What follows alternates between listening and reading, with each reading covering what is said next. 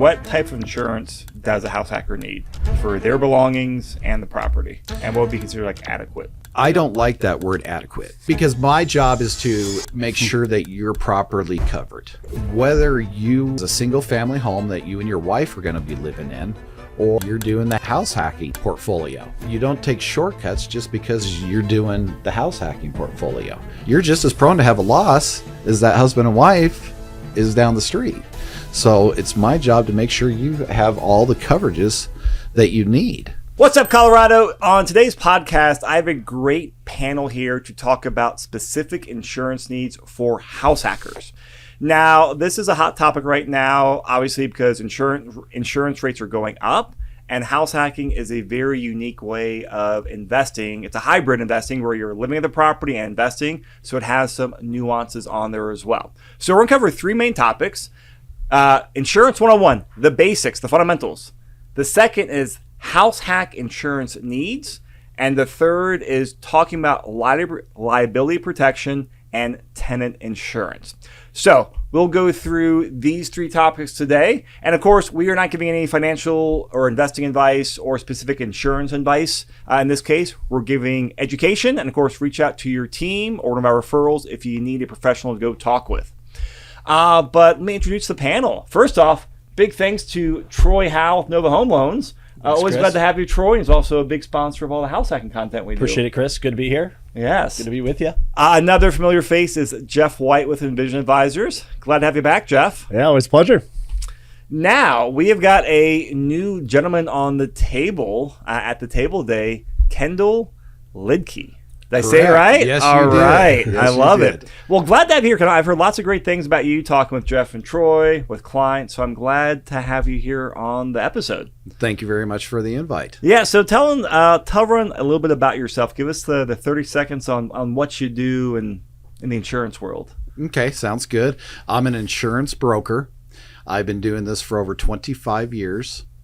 And basically being an insurance broker, I have the ability to shop your insurance or the client's insurance through 12 different insurance companies to find them the best coverages at the lowest rates. Great.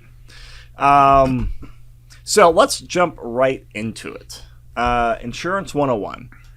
What is the difference between a captive agent and an independent agent? That's a great question. Basically, a captive agent is going to be typically your State Farm, Farmers, American Family, USAA, etc. They are under a contract for that specific company, and they cannot sell any other products but that company they're under contract with. I am an independent agent. Being independent, I don't work specifically for an insurance companies. We're independently owned and operated. So we now have the ability to go out and get multiple contracts through multiple insurance carriers. Yeah, Kendall, this question we get all the time is the difference between a homeowner's policy and a rental home policy. Yes, very true.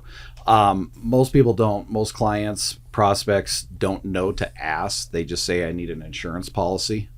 And that's obviously my job to know what policy they actually need.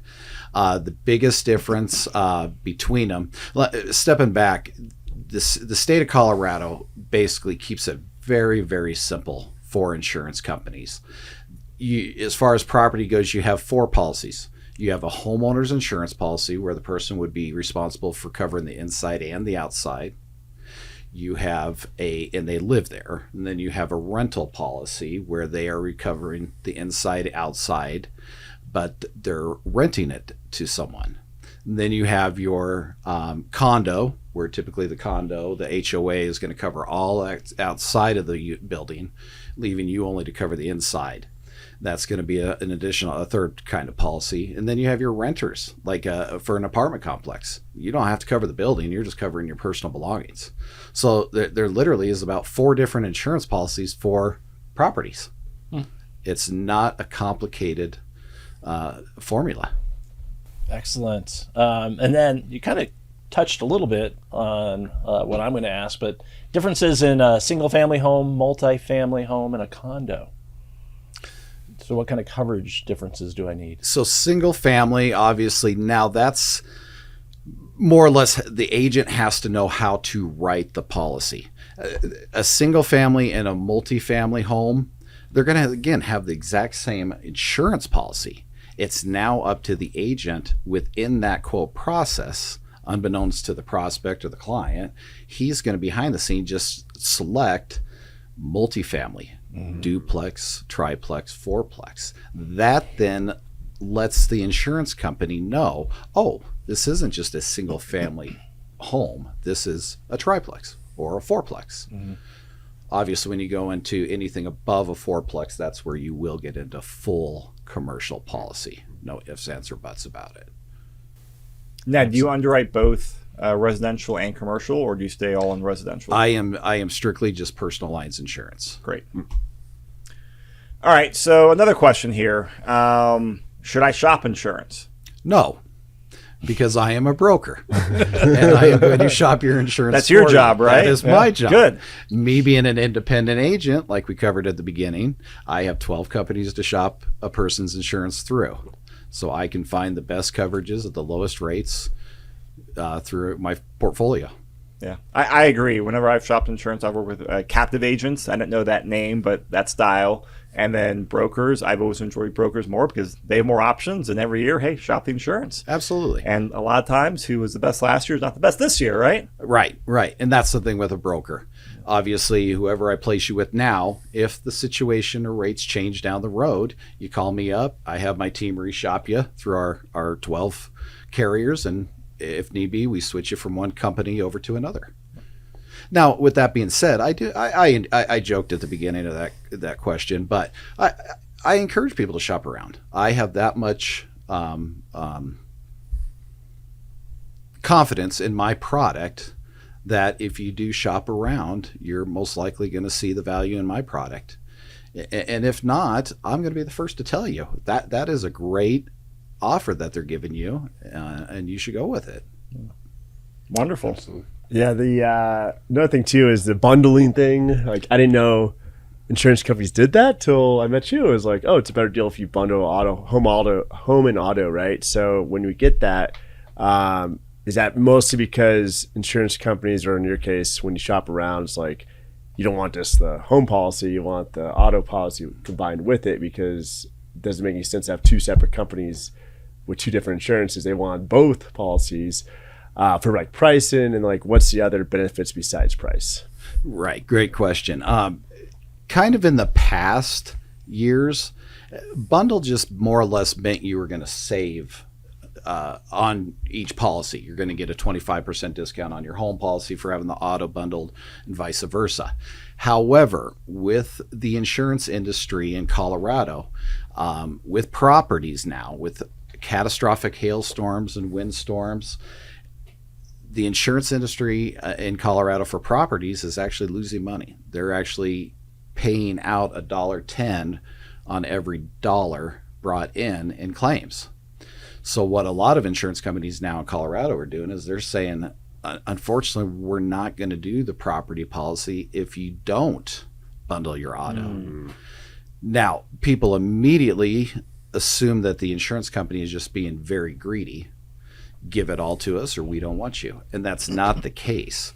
The reason why they want to do the bundle is now you have $4,000 in home premium, you have $4,000 in auto, they're bringing in $8,000 premium dollars. You have a catastrophic hailstorm claim on the house, that's $20,000. You stay with them for home and auto at $8,000 a year combined premium. They're going to get ahead of the game. They're going to recover their loss of $20,000, $21,000 in 3 years. If they had just your home insurance policy for $4,000 and you had a $20,000 wind or hail claim, you would have to stay with that company for 5 years before they hit the break-even point. And statistics show if you have just one policy, what we call a monoline policy with an insurance company, you're going to reshop after a year or two. And if you switch after 2 years and they spent $20,000 on a new roof in year one, they just lost $10,000 on that client. So again, they're not trying to be jerks. They're not trying to be greedy. They're looking at it from how do we stay profitable. Excellent. Yeah. Thanks for that. That's definitely some good information. It also will come into play with the loyalty. When they see that you're committed to them for home and auto, and it comes time for renewals, if you had a monoline policy, whether it be auto or home, you might get a 10% increase at renewal. You have your auto home bundled, and the insurance company has a rate increase, you might only get hit with a 6% because they're taking into account that loyalty that they have more than one policy. Gotcha. Tell us a little bit of the difference between a high and a low deductible on your policy. Getting back to, again, the catastrophic wind and hail, most insurance companies in the state of Colorado are making you go with a higher wind and hail deductible. You can still have the lower deductible, say $1,000, $2,500, whatever you would prefer, for your things like fire, water damage, vandalism, theft, etc. But when it comes to wind and hail, you don't have a choice. It's going to be $5,000 deductible or higher. Now, a lot of these insurance companies, including a lot of the ones I sell, as well as some of the other my competitors, are going with what's called a 1% or say a 2% wind and hail deductible. Yeah. And people, when you go to a restaurant, you tip 20-25% to your server, and you hear 1 or 2%, you think, oh, that's nothing. You got to ask, what's the 1 or 2% based off of? It's based off of your dwelling coverage. So if you have $500,000 in home dwelling coverage and you have a 1% for wind and hail, that's a $5,000 wind and hail deductible. If you have a 2%, that's a $10,000 wind and hail deductible. So it can add up quick. So how can an individual get the best rates out there? Obviously, we covered bundling. That's one way to get the best rates. The other is to maintain and keep a high FICO score or Credit score, yeah. credit score. Troy and I kind of talked before, and I think kind of the best score to qualify for a home purchase, the best score is, I think you said 740 or higher. 760 or higher puts you in a good slot. Yeah. Yep. So you're kind of at the best category or the highest ranked to get the best mortgage rate at 760. Mm-hmm. But with insurance, we don't do full 3-digit. 3 bureau. Yeah. Three 3 bureau credit check. Right. You kind of Well, do a soft check. Yeah, behind the what we're scenes. doing. Yeah, exactly. We're doing a soft check. So you could shop 100 insurance companies in a day, and you're never going to see it show up on your credit report or your credit score lower because it's a soft hit. Yep. But for example, a person has 760, which is a great score. It's a great financial score, but that might get you a premium on a property of say $4,000. Mm-hmm. Then that person has an 800 credit score instead of 4,000 for that same property. It's going to be 3,500. If they have an 850 instead of 3,500, it's going to be 3,000. So the difference between a person with a 760 and 850, it could be literally $1,000 less in premium. So credit, I have to say, is the number one thing you can do for yourself to get the lowest insurance rates out there. Yeah. Ties into what we talk about even in the book too, about the value of having a good credit score. It not only helps you with qualifying for your loan and a good terms on your loan and interest rate, cost and whatnot, but it plays out in so many other aspects of people's lives. Your auto insurance, your home insurance, obviously, opening up accounts. I mean, it just goes on and on. So got to play the credit score game. Right. And so many people say, well, what does that have to do with insurance? Because insurance companies are looking at statistics, and statistics show a person with excellent credit is going to be more responsible in life. They're going to drive better. They're going to get less speeding tickets. They're going to have less accidents. They're going to be more protective over their home property and not neglect a leaky faucet, things of that nature. So a person with better credit is a better risk, I mean to say, for the insurance companies. Yeah, and they pay their premiums on time too. And exactly, they pay the premiums. What about claim history? Great point. Great topic. That is very coming into play very much because, again, catastrophic wind and hail claims, insurance companies are starting to really tighten the guidelines on what they're going to allow. They know basically every property policy they bring in, it's not if they have a wind and hail claim, it's when. So they're really getting strict on what business they're allowing. If a person has one claim on their claim history that's not weather related, they're going to probably get declined by most insurance companies out there. And when I say one claim, I'm talking water, theft, vandalism, things of that, maybe preventable claims. And then obviously if a person comes to me for a quote and they have one catastrophic weather related, they're going to be fine. If a person comes to me with two catastrophic weather related, again, they didn't do anything wrong. This was Mother Nature. But because there's a pattern now of two claims within a 5-year period, most insurance companies are going to pass. And that's not, again, the insurance company saying they're a bad risk. It's just that they're kind of saving their spots. They're going to be very limited with the new business policies that they're going to allow, that they might critique it a little bit more. And tying to that, not to go too far off into the weeds, but I mean, having a claim that you never even had paid can affect your insurance too. Yeah. I'm thinking of my mother-in-law who had a claim that they never paid or did anything, but it shows up on her claim history, and that has an impact on it. Right. Yeah. Not all insurance companies will take that into account if it paid zero. However, another advantage to going through an independent broker like myself, if you have a claim situation arise, call me. Let's talk about it. You had a $1,500 mountain bike stolen out of your garage. You have a $1,000 deductible. Insurance company's only going to pay $500. I'm going to tell you, don't you dare file that claim, because the insurance company's only going to pay $500. Yeah. Now at your next 5 renewals for 5 years, the length of claim will stay with you. You pay $300 more for that claim surcharge. That's $1,500 plus your $1,000 deductible. Originally, you just paid $2,500 for a $1,500 mountain bike. Right. So you talk to me about the claim situation, and I advise you not to do it. The insurance company never finds out about it. Well, when you're on the captive side, they have to basically say, hey, we got to get a claims adjuster involved. So then you file the claim. The adjuster comes out and says, hey, great news. You didn't get hail damage. Closes the claim out, zero pay. But now you have a zero pay claim on your claim history that could have been avoided using me. And again, a quick tie-in to that is there is a database out there. So regardless of which insurance carrier you're with or captive carrier, they know what claim history you have, because that's a shared database, correct? That is correct. There's no hiding it.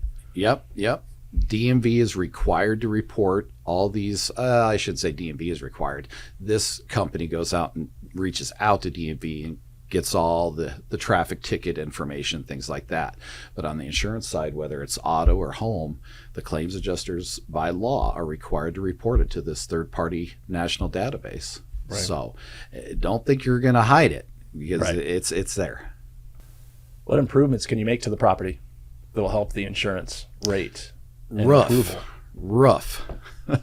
A newer roof is the best thing a client can do. I was just talking to a gentleman this morning.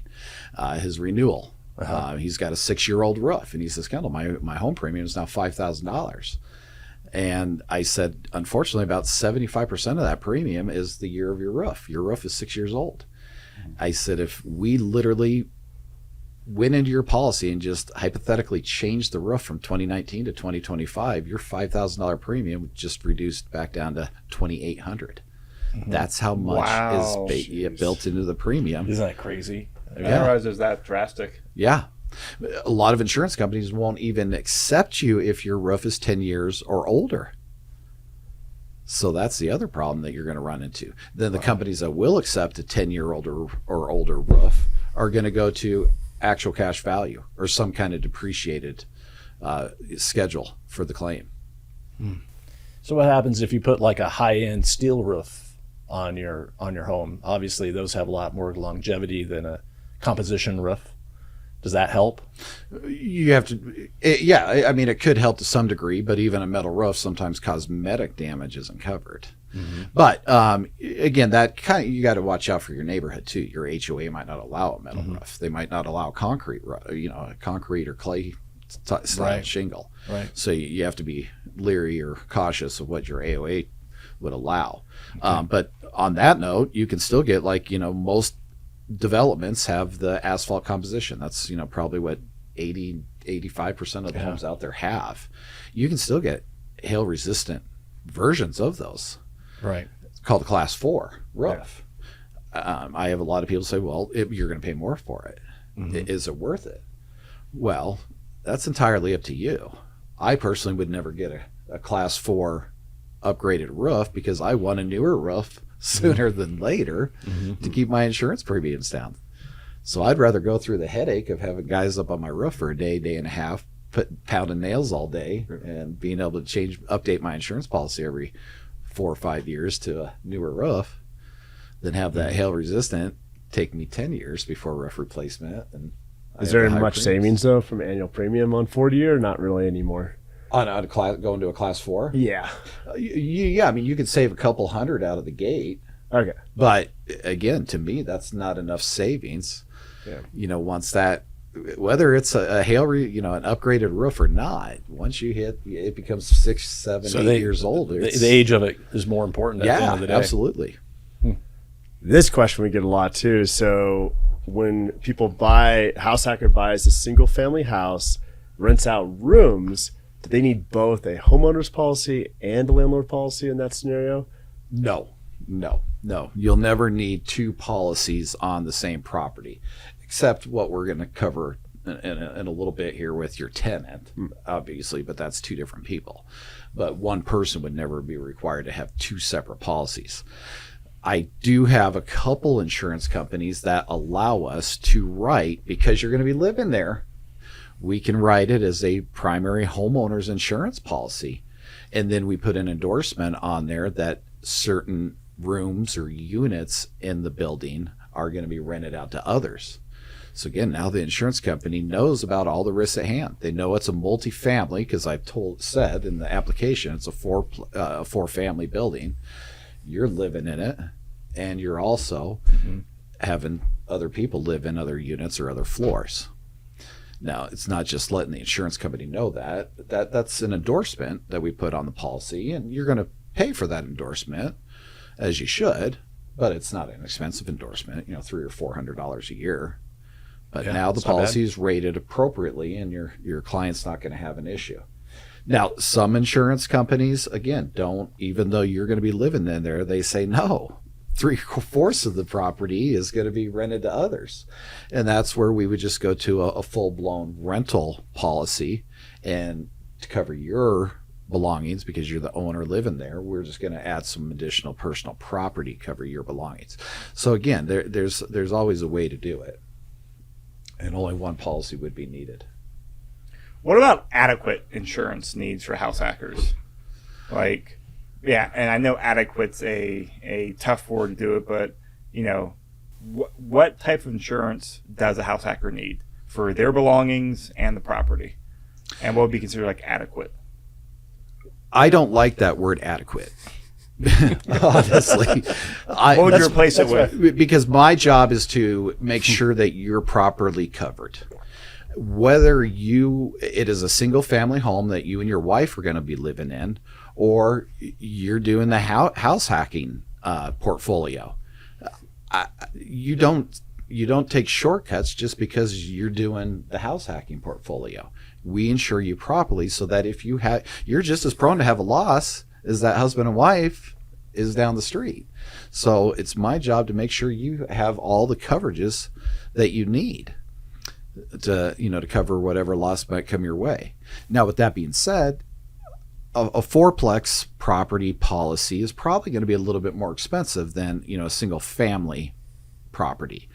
So I have kind of dissected a policy with talking it over with the prospect or the client that says, hey, Kendall, I don't have $200,000 in personal property. Great. What do you have? I literally, I'm going to be bringing in a garage sale sofa and TV stand and my mom's old television. I don't have anything worth maybe 15, 20 grand. Okay, then hey, let's go ahead and dial this thing in, to your needs. So there are things we can do, but again, we want to make sure those things are not going to jeopardize you if you were to have a catastrophic event, fire, hail, water, things of that. Gotcha. Does the house hacker strategy determine insurance price and coverage? Again, it will have some impact on the price because there is a greater risk having tenants. Even though you're going to be living there, you still have people living there that do not own this property or have ownership in the property. They're not going to care about the property as much as an owner would. So you are going to pay a little bit more, most likely, because it is to some degree tenant occupied. Yeah, and it doesn't matter whether I'm doing like short-term, long-term lease agreements. If it's rented, it's rented. You guys that's not true. Care. Yeah, when we do list that it's going to be tenant occupied to some degree, whether it's floors, units, etc. The next question would be, what length of lease is this? Is this a short-term lease, which is typically 180 days or less per year, or what they consider long-term, which is going to be 180 or greater? And I think that's the line of delineation, right? If it's under or over, there's not much more breakdown in the insurance exactly world. Someone says, well, I do Airbnb, but it's not weekly, it's monthly. It doesn't matter. It's still less short than term. 180 right, days. exactly. Okay. Exactly. Now, it's not drastic. I take a policy and I put that it's short term. That endorsement, because it's tenant occupied, might be $500 a year for short term. And then I change it to long term. It goes from $500 for that endorsement down to maybe $200, $250. So the long term is generally are less expensive than the short term? Absolutely. Because they know there's going to be less risk going on and off that property.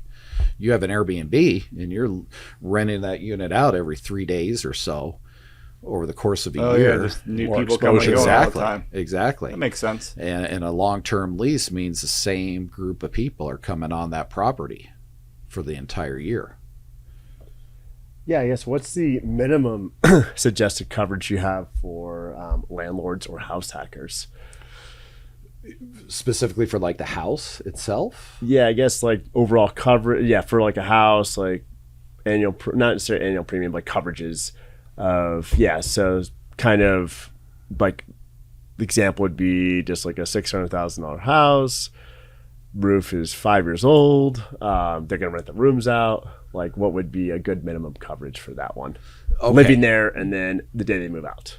Okay, so for starters, the value or the sale price of the home has nothing to do with the insurable value, especially in Colorado. You know better than anyone. Houses are selling for high value, especially if you go up to areas like Boulder and so forth. So one of the things the insurance agent's going to have to do during the quoting process is complete a reconstruction cost estimator. And that's where we go ahead, me personally, I'll go ahead and look at MLS listings for that info. I'll look at county records, things like that.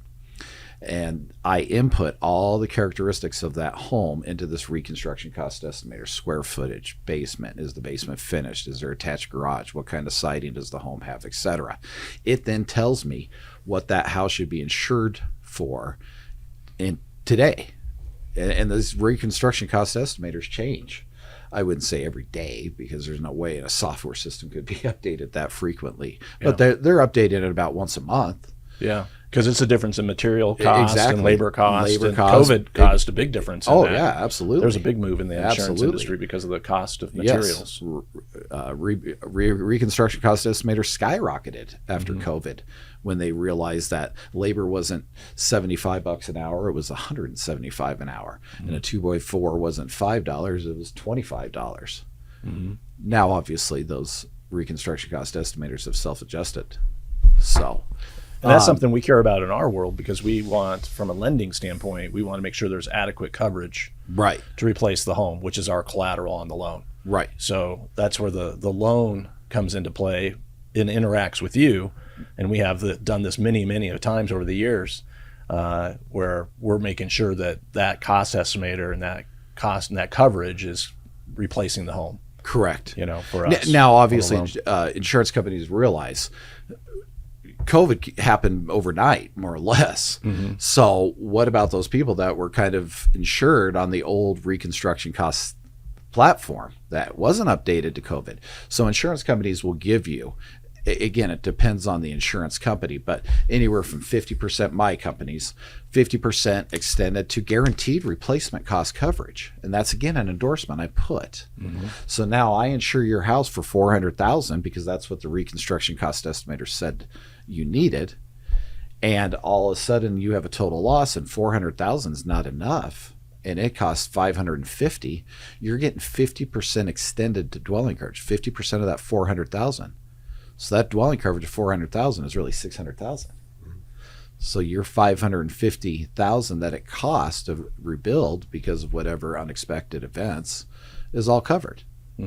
Okay, and that's where, you know, a lot of times that 50% satisfies the lending process or lending underwriters. Yeah, for sure.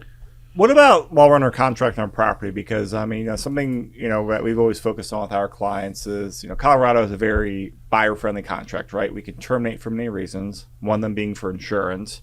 And, I mean, I've seen people make the mistake in Colorado and across the country where they actually don't get an insurance quote until they close, which is obviously not the right way to go about doing things.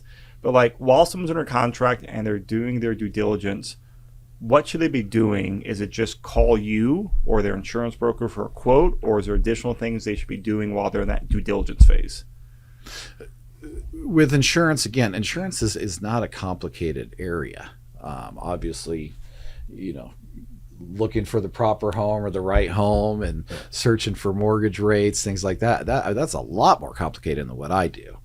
So no, you call me, again, whether it's me and, you know, you want to call your current auto insurance provider for, you know, a backup quote, whatever.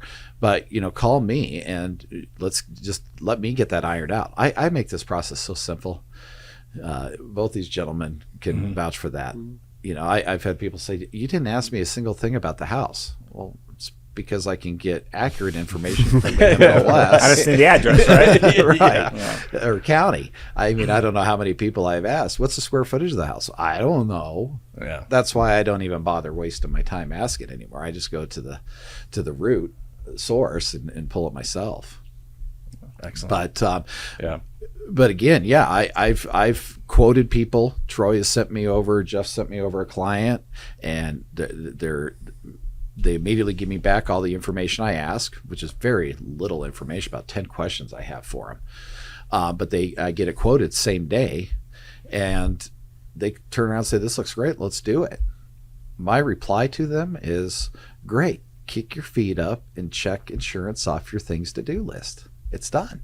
And then I reach out to Jeff and Troy and let them know, hey, your client John Smith is going to use me for insurance. When you get a chance, send me the request for insurance. Yeah, and then our team gets together with you and your team, and we have everything set up and prepared for the loan and for the closing. And honestly, that's what I tell these two gentlemen. My job is to make sure you look good by referring me. Now, obviously, I'm going to take great care of the client for them, but I also want to make these two gentlemen look great, because without them, you know, my life would be a lot harder. I'd have to do advertisements and right. All right, so moving past the inner contract, moving past the general insurance questions, let's spend a few minutes to talk about liability protection and tenant insurance. Jeff, I know you have self-managed, you know, dozens and dozens of units simultaneously. Do you require your tenants to have renter's insurance? Yes. Why is that? Because for one, I don't want to be responsible for them, like what he just talked about, like a fire, a theft, something. Like if they actually have like a Rolex sitting in their, like, I don't know why they have a Rolex, but I'm just using that as an example. I love where the example's going, Jeff. Just they got the Rolex, right? You got some good tenants there. Yeah, they had that Rolex underneath their bed, and then a fire burns the place down, and then that means now if I file a claim, then I could potentially be responsible for this tenant's property, right? If they had no renter's insurance at all, that would go under me. No. Oh no. Okay. Okay, so what was right about his answer? What was wrong about his answer? Right. Okay, the main reason you're going to have your tenants get a renter's policy is to protect your property. Oh, other way around. Okay, so I am your tenant. Yeah.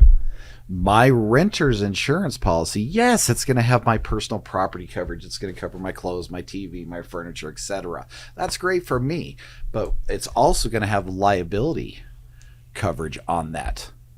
Now I'm on my back porch, Jeff's back porch, and I'm grilling, and I turn away and the house catches fire and causes $400,000 in damage to Jeff's house. Jeff didn't do anything wrong. He's not going to file the claim on his insurance. He's going to make me file the claim on my renters. I was liable for damage in his house by barbecuing. That's why you want to have a renters. That Now, makes sense. as the landlord, not to sound bad, but you really don't care about their personal property. That's not, I mean, you do, but that's not, that's for them to worry about. You know, hopefully they care about their couch and everything, you know, enough that they would want to protect it. But again, you're making them have a renter's insurance policy, so you get the liability in the event they damage your property. Which brings us to the other subject. How do you know if they don't get the renter's insurance policy, give you the proof for your requirement, lease requirement, and then they turn around after they move in 2 weeks later and cancel that renter's? That's where we would add you, if they got the renter's policy through me or whoever, you would want them to add you to that renter's policy, not as additional insured, because you don't own any of their stuff. You would be listed as additional interest. So not additional insured, but additional interest. Correct. Okay. You have interest in the policy. That makes sense. Yep. And now I, the tenant, turn around and say, well, I'm not paying this $10 a month for renter's insurance, and I cancel the policy. I've already given Jeff the proof. Jeff's going to get a document in the mail about 2 weeks later saying, I canceled my renters. And then Jeff's going to come knocking on my door and say, I got this piece of paper. What's this about?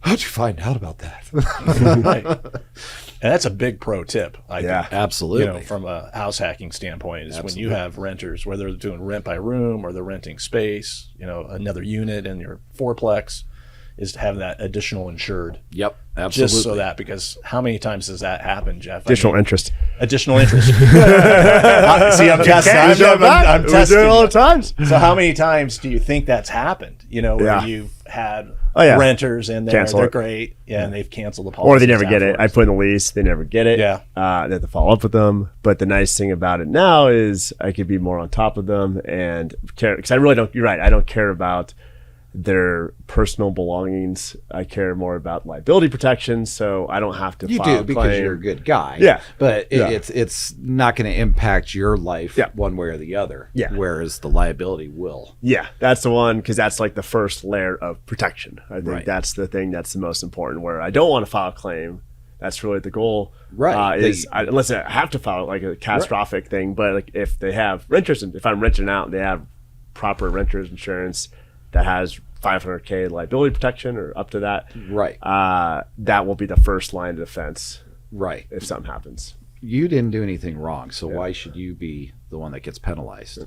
And that was something that was talked about before too, is how much coverage should they have? How much should the tenant have in coverage? Right. For that, right. which So we touched on every before. renter's insurance, when I say renter, I'm talking about like if you were to rent an apartment, okay? And every apartment complex out there is going to require renter's Yeah, all your insurance. high end, big. Yeah, and they're apartment all going to complexes be do it. they're all going to require that they're additional interest. So, but they only require 100,000 in liability. I don't know why, but that's pretty much that's standard. That comes included in a renter's insurance policy, is $100,000. Now, I tell all my clients, all Jeff's clients, to put in the lease requirement. Not only is renter's insurance a requirement, but you must have 500,000 in liability. Okay, the difference between 100,000 and 500,000 in liability is going to cost your client $15 to $20 more a year. Wow. $1.50, $2 more a month. And now Jeff has 500,000 in protection versus only 100,000. So if you were out grilling on the back porch and you had 100,000, you caught Jeff's place on fire. Sorry, Jeff. 400 grand worth of damage, and you only had $100,000 policy. Now Jeff would have to go to his insurance for the remaining 300,000. Yeah. Now no one wins. Because the tenant has to file a claim, and Jeff has to file a double claim. Right. But if they had 500,000, now it's still just the tenant take care of the $400,000 worth of work. Yeah. And why did I draw the line at 500,000? Because most insurance companies, 90% will not go higher than 500,000. Okay. So that's where I drew the line with that. Nominal cost to the tenant, Very, very. but a substantial difference to the landlord. Absolutely. Yeah. What if they have any cats and dogs? Emotional support animals. Yes. I have 3 cats that I have to have with me, Kendall, in order for me to operate and function properly. What does that do? I get to pass this. I'm free of this question because it's irrelevant to insurance companies. At least cats, I should say. Dogs, basically, the only thing insurance companies can't discriminate against dog breed anymore. Okay. Oh, they can't? No, they used to. Is be that a Colorado thing, or Yep. just Colorado? Yeah. Other states It was passed by Colorado Wow. statute. When did this happen? About 2 years ago, 3 Okay. years ago, where they could no longer ask, "Do you have an aggressive dog breed?" So that's pit another bull or protected class Rottweiler?" now, I guess, huh? Pit bulls are a protected class, Chris. Did you? Now you Yeah, know. well, now we have to ask, do you have a dog? Yes. Has your dog ever bitten anyone? And if you answer truthfully and say yes, and I notate it truthfully, most likely you would be ineligible. Wow. I should say ineligible. The insurance company is probably going to say, we're going to pass. So not necessarily ineligible.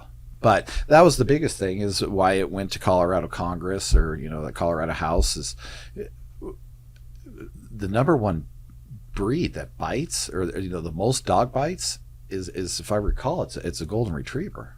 Oh, no kidding. Yeah, or a lab. I can't remember, one of the two. Uh-huh. Well, because there's 80% of the homeowners out there have golden retrievers or labs. Wow. So there's that many more dogs. Of course, Yeah. there's going to be more bites with them. But at the end of the day, my little 25-pound Cocker Spaniel is probably, if you scare it, it's going to bite you in the heel. Mm-hmm. Now it's not going to do as much damage as, say, a pit bull, because they're trained to not let up. But again, Jeff wants to protect himself more with that subject. Yeah, and that's a great lead into the next question, Jeff, you're going to ask about your tiered protection you've talked about many times. Yeah, so the tiered protection, so the way I approach it is the goal should be not to file a claim, right? Like I think the only reason to file a claim, if you have catastrophic loss, like fire, like the roof, like such a big hailstorm, and like your roof's completely destroyed, sure, then that's like meant for insurance, but not just, there's a little hail damage this last weekend, let me file claim on all my properties. That's not the reason for insurance. That's what I look at. So the tiered system is more, you start with the renter's policy on the bottom, and then from there, of course, you want to have a good landlord's homeowner's policy. And then on top of that, this is more, I think, and you could speak more on this too, because I think it depends on the person. Umbrella insurance. So renters on the bottom, landlord homeowners insurance in the middle, and then umbrella. So you have those 3 tiers, or 4 tiers, depending on the property.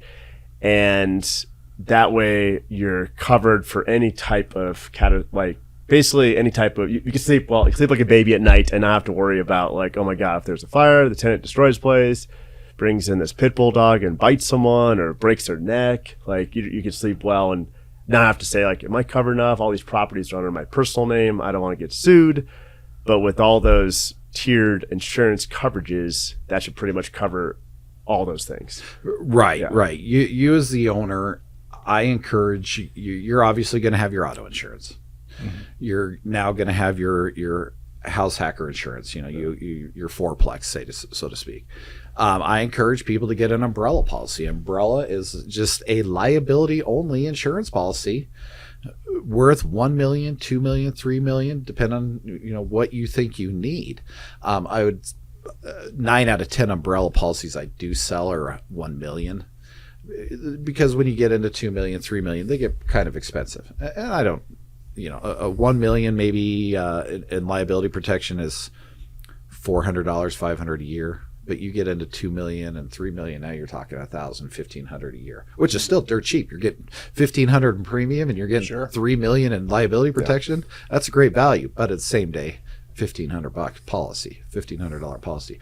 So how that works is basically whether you have a catastrophic auto accident or a home, a property claim that you were liable for, then that umbrella is going to pick up once the property or the auto limits were exhausted. So your house catches fire, and it now spreads to 2 neighboring houses. It does $500,000 in fire damage to the house to the left or the house to the right of you. You're probably going to have $500,000 liability on that your property policy. But without an umbrella of $500,000, well, you took care of the guy on the left, but not the guy on the right. So he's gonna legally come after you, and could take you to court. The courts could put a lien on your house. They could take away your assets. Whatever. Well, an umbrella now, if you have $500,000 on your home policy, and that's not enough, you technically have $1.5 million. So that same fire scenario with the guy on the left and the guy on the right, each of them got their $500,000 taken care of, and you still had $500,000 to play with. Mm-hmm. So now an umbrella is great for everyone. I don't care if you're a 20-year-old kid, that doesn't, have much of anything worth. If you're going up to the hills skiing every weekend or whatever, and you hit a guy on a slope, even though you rent your apartment and you got mom and dad's couch and you don't have it, you have a 1975 Toyota Corolla, if that skier you hit on the slope decides to sue you, then they can garnish your wages for $500, $800 a month for the next 30, 40 years. So even that 20-year-old kid could benefit from paying $400 or $500 extra a year to have an umbrella. Doesn't happen, but anyway. Yeah. Very often. All right, so last question here for you, Kendall. Does having properties in a trust or LLC have any impact on insurance coverage or insurance premiums? No, none whatsoever. We do have to know about it because we want to, again, list it correctly on the policy. Most insurance companies, you won't actually put the policy in the name of the trust or the LLC, because it's not a person. Mm-hmm. It's an entity. So usually what we'll do is the policy will still be in Jeff White's name, and then I put on another area of the policy additional insured, not interest.